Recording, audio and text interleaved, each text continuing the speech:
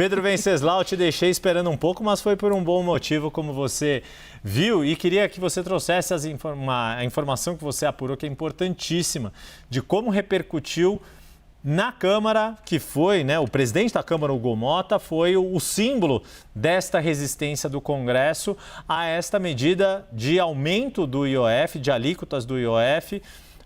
Comandou ali, foi ele quem anunciou a votação do projeto de decreto legislativo, fez a articulação com Davi Alcolumbre, presidente no Senado, para que houvesse também esta derrubada lá no Senado, que de fato ocorreu e a gente acompanhou naquela semana. E aí agora sai esta decisão do ministro Alexandre de Moraes ontem, que em parte não derrubou tudo que o Congresso fez, não validou 100% do decreto do governo federal. Queria que você trouxesse a apuração de como repercutiu no entorno de Hugo Motta a decisão de Alexandre de Moraes.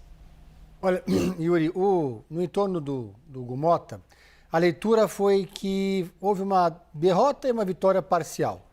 A vitória parcial foi por conta da retirada do risco sacado, que foi, pelo menos amenizou, reduziu danos ali. É claro que o Centrão ficou bastante irritado com essa decisão do Alexandre de Moraes. Hugo Motta sempre diz que não comenta a decisão judicial tem que ser respeitada, mas houve uma vitória política anterior. Na leitura dessas pessoas com as quais eu conversei, próximas ao presidente da Câmara, o governo federal, o presidente Lula, teve uma derrota significativa e isso fica registrado com a derrubada do decreto do IOF. Depois houve uma decisão judicial e nada pode ser feito em relação a isso. Então o governo, portanto, perdeu na política. E essa é uma sinalização importante, que o governo não tem hoje condições de fazer articulação política para pautas importantes, então tem sempre que recorrer ao Supremo Tribunal Federal. Ainda na leitura dessas pessoas próximas ao Hugo Motta, houve um segundo momento, claro, que foi a questão do veto ao aumento do número de deputados, que também irritou demais os parlamentares do Centrão.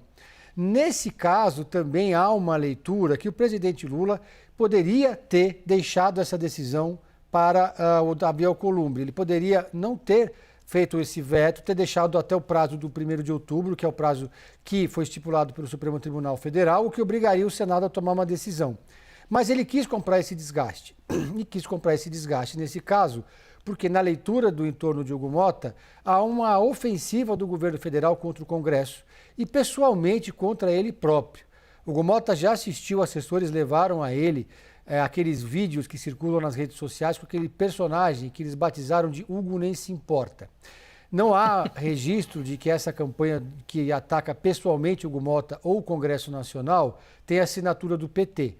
Mas na leitura dos deputados do Centrão e no entorno de Hugo Motta, sim, tem a digital do Palácio do Planalto, a digital do PT, numa ofensiva que seria do governo contra o Congresso Nacional para melhorar a popularidade do presidente Lula.